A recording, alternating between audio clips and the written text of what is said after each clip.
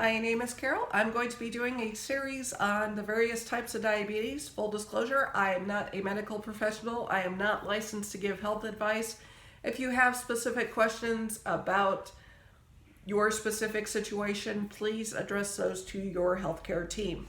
I can answer some general questions, like, for example, how many mg/dls are in 1 millimole?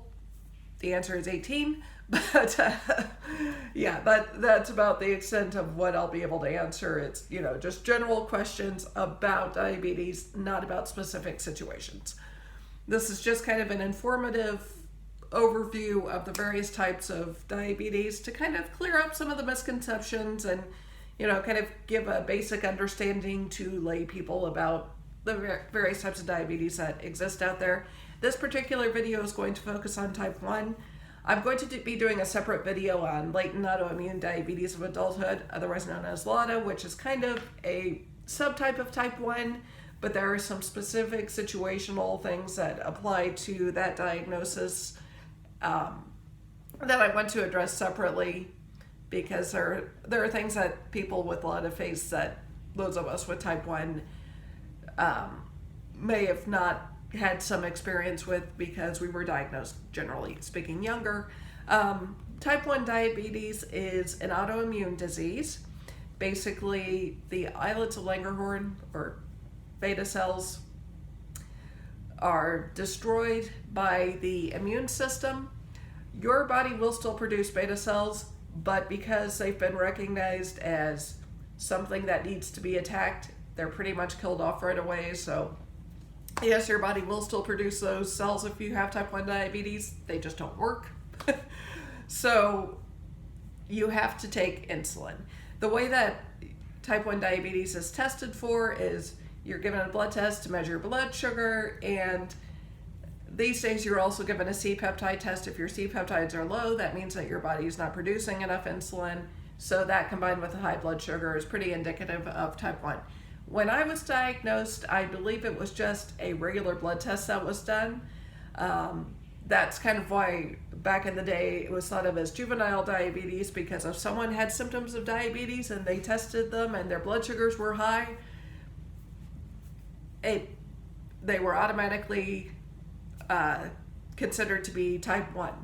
It was basically based on age. So probably a lot of people were misdiagnosed in adulthood. That's why the LADA designation came into being. But yeah, I happened to be diagnosed in my early teenage years, which is when a lot of people are diagnosed.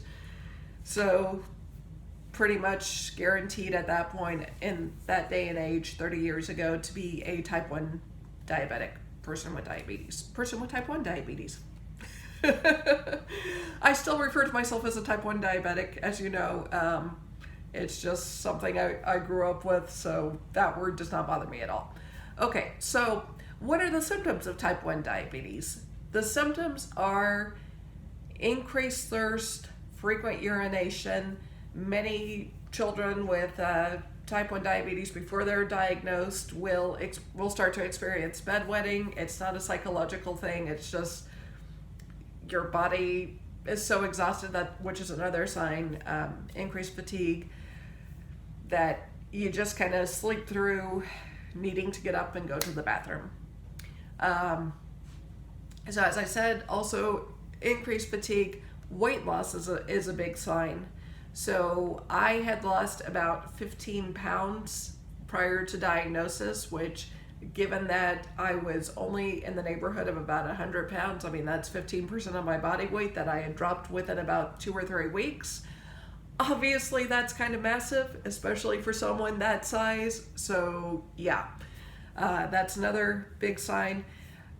Frequently, you will have just a general feeling of being unwell, stomach aches, etc., etc. I went to the nurse's office quite a bit prior to diagnosis, and I couldn't quite put my finger on it. I'm sure the school nurse thought I was a hypochondriac or just trying to get out of class, but I just didn't feel good, and I couldn't express why I didn't feel good. I didn't understand why I wasn't feeling good.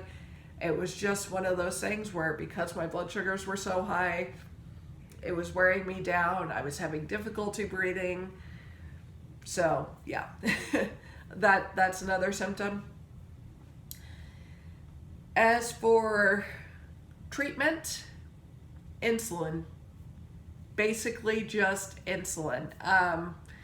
I say basically just because when you've had type 1 diabetes for an extended period of time, eventually your body can become resistant to insulin. That can happen with any sort of medication, by the way. So on occasion, you will meet people who've had type 1 diabetes for decades who have to be put on a type 2 medication. That does not mean that they transitioned over to type 2. It just means that their body needs help processing the insulin that they're injecting. There's no cure for type 1 diabetes currently. There are various types of insulin you can take. There are various methods of insulin delivery, but that's about it. The closest we have to a cure is artificial pancreas, or closed loop pancreas, more correctly. So Tandem has a control IQ feature with its pump, with its T-Slim X2 pump that is a closed loop. Medtronic has a closed loop system. Omnipod is working on a closed loop system. Basically, what that does is it kind of increases your insulin, and above a certain blood sugar level, which is given by a continuous glucose monitor, Dexcom in the case of Omnipod, and Tandem, Medtronic has its own CGM, and it will also decrease or shut off insulin delivery if your blood sugars start to drop. Now, a true artificial pancreas will also have glucagon as another cartridge. From what I understand, that's taking a little bit longer simply because glucagon is a little more time sensitive. At least that's what my endocrinologist has said. So the closed loop is probably going to be the option that is most available for the time being. Not everybody uses an insulin pump. Some people still prefer injections. I get it. It's kind of annoying to have something attached to your body 24/7. And you can control when your insulin is given. If you do it via injection, you can control how much you're giving, et cetera, et cetera. I have heard stories of people who were on insulin pumps who just said, I can't do this anymore. I want more control. So they went back to injections, multiple daily injections. In my case, I was on multiple daily injections for 30 years and only transitioned to an insulin pump back in 2018. Prior to the 1980s, by the way, well, let me rephrase that. Prior to the 1990s, the basic types of insulin that were available were human insulin, and they were typically only given in the morning and in the evening. It was a little bit harder to manage. The insulin that's available now can be given more on an as-needed basis. For the long-term insulin, it's a little bit more stable, so it's a little bit easier to control the blood sugars. As far as testing blood sugars go, these days we have the Flash Glucose monitor, the Freestyle Libre, continuous glucose monitor, the Eversense, I believe, Dexcom, which is what I use, and then Medtronic has the Elite and the Guardian, and those are really nice because you don't have to do finger stick testing, or at least not as much. Sometimes you do have to calibrate, but yeah, your fingers are given a break, which is very nice. When I was first diagnosed, by the way, finger stick testing, you had to have a much larger drop of blood, and it took about 2 minutes. And prior to the 1980s, this was the 1980s one, blood sugar used to be measured with urine testing, which was a lot more involved. So we still do ketone testing via urine, but yeah. It's pretty much all blood testing or continuous glucose monitoring for monitoring blood sugar. As I said, there's no cure, but it is much easier to manage these days. There's no way to get off insulin, by the way. I know that there's a misconception out there for type 1 diabetes that, if you just ate a low-carb diet, you wouldn't need insulin, or you could cut down on insulin, or get off insulin altogether. That is not the case. Yes, you will probably take less insulin because there's an insulin to carb ratio that you have to factor when you eat. However, you still have to take background insulin. So even if I did not eat a single carb, I would have to take my basal rate, which works out to be about 10 units of insulin a day, plus any correction doses. And blood sugars, as you know, if you have diabetes, can be affected by pretty much anything. Illness, stress, time of month, time of day, and just how you're feeling. I am going blank on this for some reason. I just had an eye surgery, and as it turns out, for me, healing from eye surgery, even though it's not something that affects my entire body, that actually caused my blood sugars to skyrocket. I had to go on my sick day profile and my insulin pump for that. So yeah, it's a convoluted, complicated disease. It's a little bit easier to manage now than it was years ago. But again, there's no cure for it. You can manage it, but that's about it. Please, if you meet someone with type 1 diabetes, don't say, oh, well, if you just ate low carb or if you just ate cinnamon, you could get rid of it. That's not helpful.